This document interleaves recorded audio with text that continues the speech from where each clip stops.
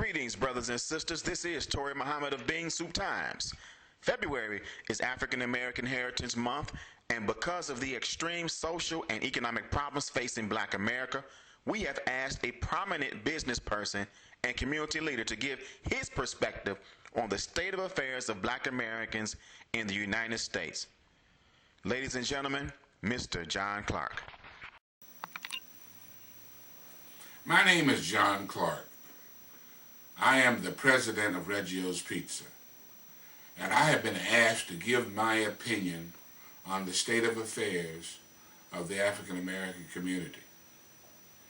Several of the Chicago mayoral candidates are promising to put more police on the streets to hold down violent crime. Although crime has to be controlled so that citizens can be safe in their homes, in the schools, and in the community. Crime is the manifestation of a much bigger problem. Putting police on the street to control crime only deals with the symptoms and effects of the problem, not the cause. Statistics will bear out the fact that the greater percentage of violent crime happen in impoverished, poverty-stricken communities, unless you ascribe to the proposition that particular ethnic groups are predisposed to crime or antisocial behavior, then there must be another problem why people commit violent crime. We want to be safe, yet we do not want to live in a police state. Socrates, the Athenian philosopher, believed that all people are born with a desire to be good and decent in their relationships with one another.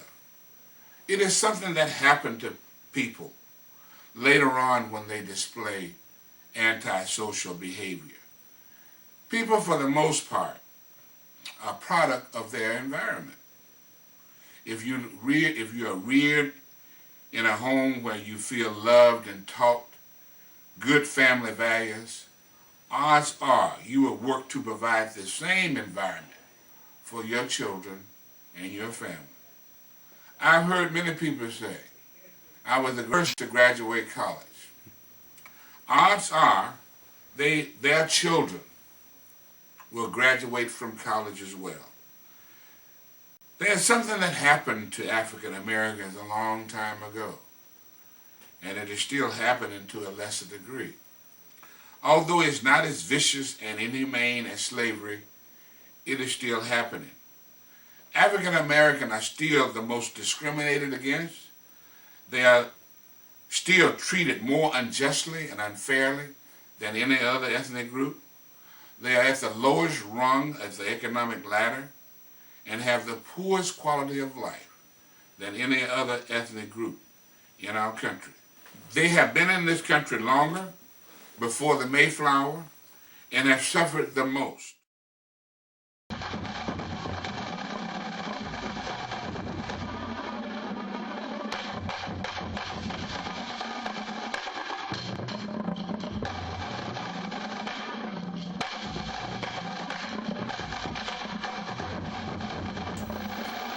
It was Dr. King's belief that if you solve the economic issues, most of our social, family, and educational problems would fall into place.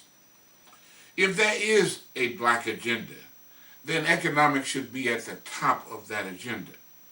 Our pursuit of happiness and improved quality of life is embodied in Dr. King's I Have a Dream speech that you hear over and over around this time of year. It is about economics, said Dr. King. America has given Black people a bad check, a check that has come back marked insufficient funds. And we are here today to demand a good check. If you can't give us a check, we'll take cash. Dr. King also said we don't have to argue with anybody. We don't have to curse and go around acting bad with our words. We don't need bricks and bottles. We don't need Molotov cocktails. our agenda calls for economic withdrawal. We have to build a greater economic base. Dr. King explained it this way: always anchor our external action with the power of economic withdrawal. The major corporate stores in our community that do not treat us fairly and deny us shelf space is where the economic withdrawal should begin. Take your money out of the banks that deny us access to capital and mortgages, and boycott media that depict us in an unfavorable light. The black spending power, according to a study by the University of Georgia, is $1.1 trillion annually. We must also hold our public officials accountable so that a fair share of public contract goes to African American business interests. This is true at every level of government. The federal budget for the year of 2010 was $3,518 billion. Reggio's Pizza, the only African American frozen pizza manufacturer for retail sales in the United States, a 39-year-old company, and the recipient of the 2010 National Minority Supplier of the Year Award, chosen from 16,000 companies, was forced to lay off 29 of its employees because it lost a public contract. And currently, our company is at risk of losing distribution opportunity at the Defense Commissary Agency because of discrimination and unfair and unjust treatment. We can no longer suffer in silence. Dr. King said, we will have to repent in this generation for not merely the vitriolic deeds and actions of the bad people, but for the appalling silence of the good people. I promise to be the best. I promise to be the best. Yeah, promise to be the best. I promise to be the best. I promise to be the best. Yeah, promise to be